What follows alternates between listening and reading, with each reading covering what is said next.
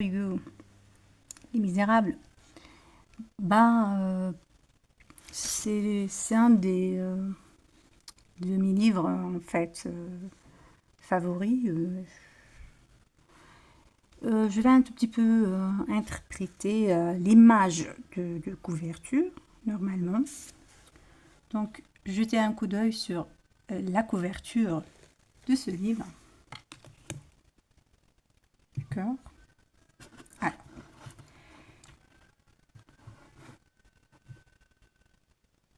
bon. La scène représente la barricade, donc théâtre tragique de la révolte.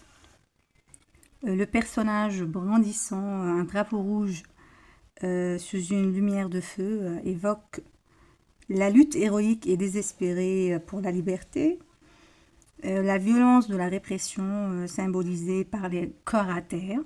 Regardez donc les cadavres.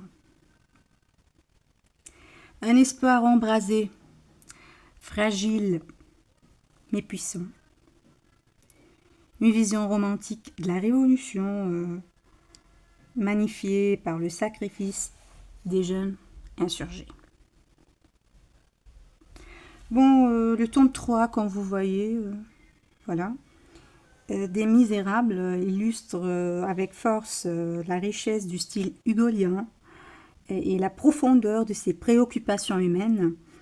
Et donc, à travers les figures de Marius, Jean Valjean, Cosette et Gavroche, je vais un tout petit peu m'arrêter sur Gavroche, mais moi je le dorlote. Gavrou, je l'aime bien parce que Gavrou, effectivement, à mon avis, c'est ce personnage qui ridiculise les forces de l'ordre, tourne en dérision les puissances et même la misère qu'il subit.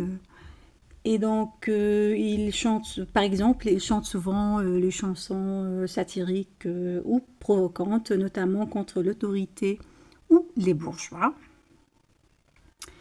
Et donc, moi, je vois qu'il est courageux, surtout que malgré son âge et l'abondant familial, Gavrou, c'est-à-dire Gavroche, moi je le dorlote, d'accord.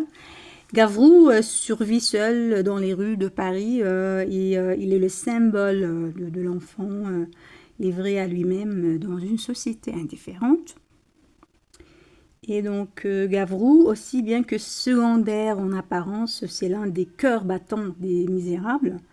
Par son humour, sa vivacité, son courage et son sens aigu de la justice, il résume la philosophie de Victor, donner voix aux opprimés, aux oubliés, aux enfants de la misère. En Gavroche, le romancier unit l'enfance et la révolution, et la tendresse et la révolte, la poésie et le sang. D'accord ? Et donc, c'est pas seulement Gavrou, c'est-à-dire Gavroche, qui est une figure qui est imposante dans Les Misérables, mais aussi on peut parler de